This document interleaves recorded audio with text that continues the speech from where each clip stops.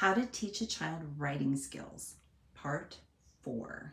Okay, we've talked in the last videos, so you can go back and you can see them. The 3 no-nos of writing: know your audience, know the purpose, know your audience, and know specialized vocabulary. These are important things, and there are goodies in the descriptions for all of those videos. In this video, I want to give you some ideas for different kinds of writing assignments or writing activities that you can do with your kids, where you can talk about, well, who would our audience be? What would the purpose of this message be?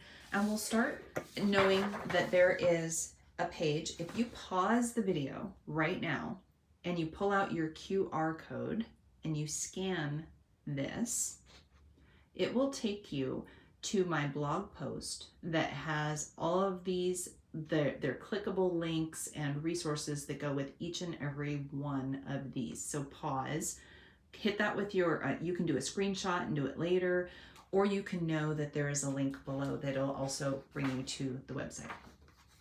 I am Becky with A Better Way to Homeschool. Homeschooled 5 boys for over a span of 25 years, not because they're not smart, but because my husband and I had them over. There's a 12-year spread in between them. So while we were teaching our oldest to drive, we were also potty training our youngest. So there you have it. Writing. Super important that our kids exercise and develop excellent writing skills.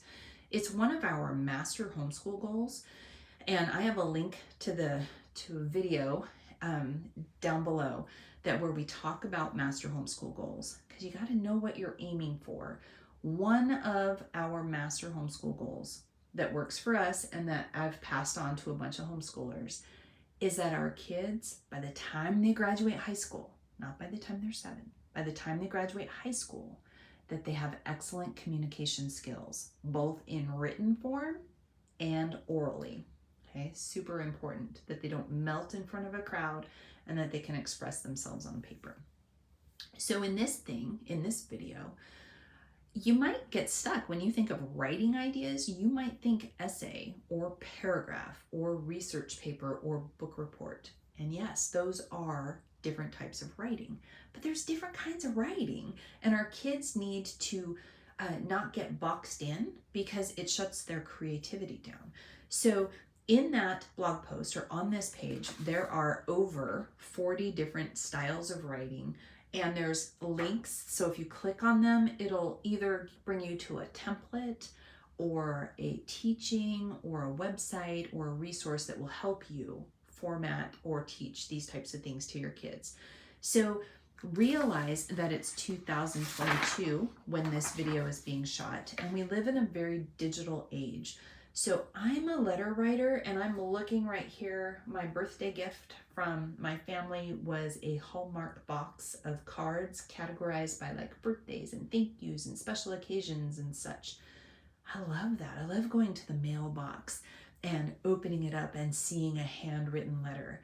And I know most people don't write anymore, but a friendly letter is an excellent writing activity for your kids.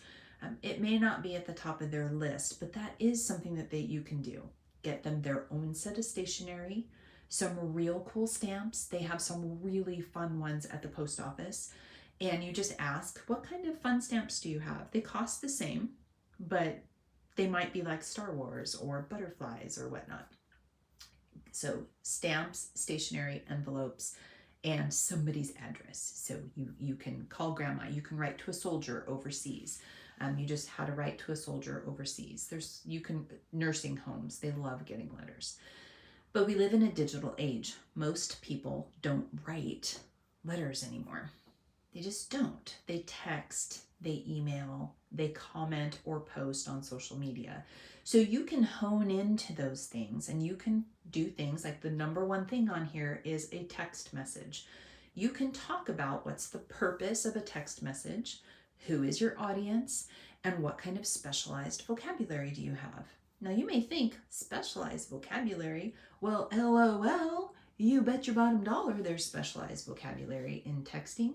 And so you can talk about, well, how do you format a text message? And you can, if you have phones, you can text each other. If you have grandma or somebody that you can practice texting back and forth.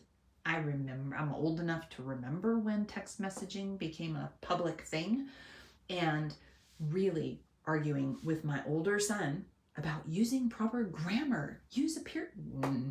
Text message has its own formatting. So you can work on the things that they're going to be doing.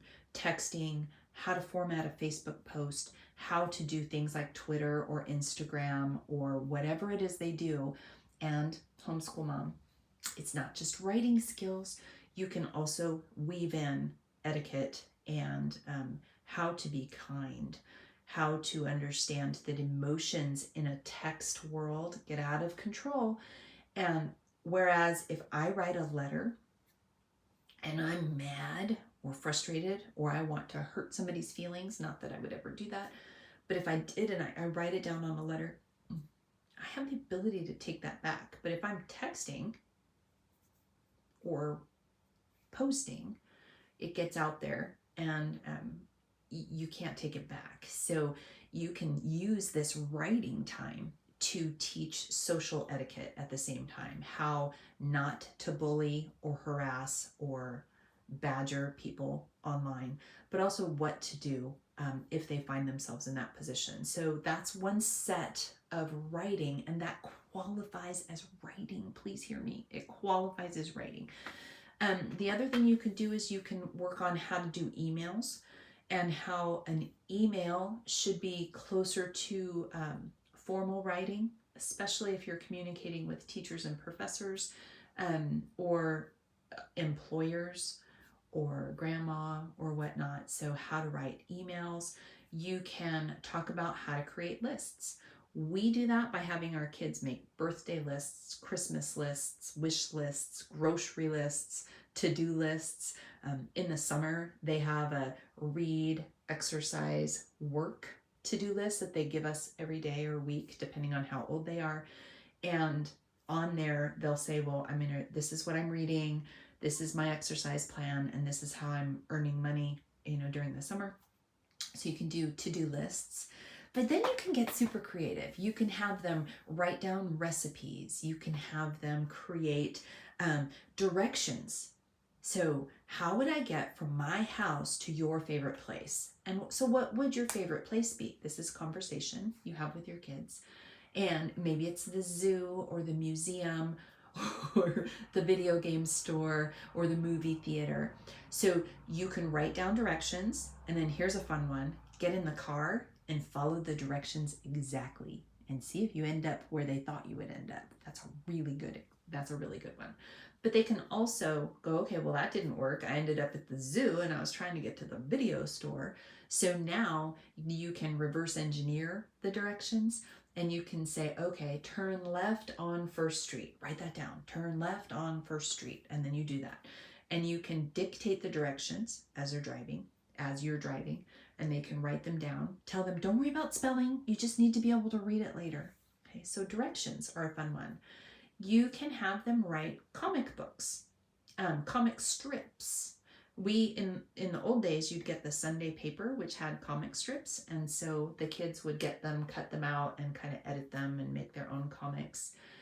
But here's one that you might not think is writing, and that is drawing. Did you know that drawing is actually a form of writing? If they're drawing a story, especially I have sons, so if you give the boys a piece of paper and you ask them to write, they're going to create this crazy scene. It's going to look like scribbles, like exploded all over the paper. But when you ask them what's going on, they can actually tell you what's going on. And you can take that picture and you can morph it later into writing if you want to. Don't underestimate the power of your kids drawing a picture, because they're taking an idea and they're relating it on paper so that they can show you. Doesn't that follow the 3 no-nos? They have a purpose to show you what's in their imagination.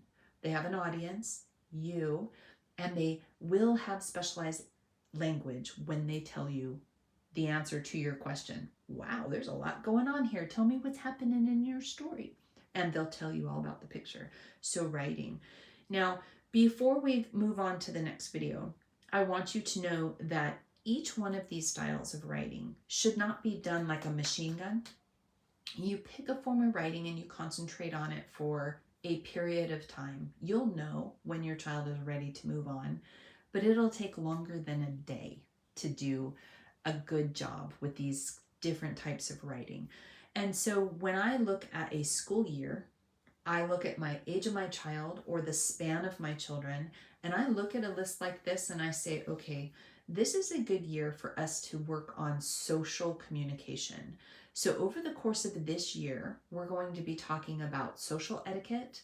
We're going to be working on text messages, commenting online, and we're going to focus on cyberbullying, how to spot it and how not to do it. But we're also going to focus on safety, how to hold back personal information so that you don't accidentally put yourself in danger.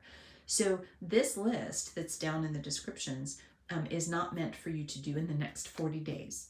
It's meant to be kind of a list for you to cherry pick for and from over the course of your entire teaching career, your entire homeschool journey. Does that make sense? And it's not an exhaustive list. There are a bunch more types of writing out there. So, but that'll get you started.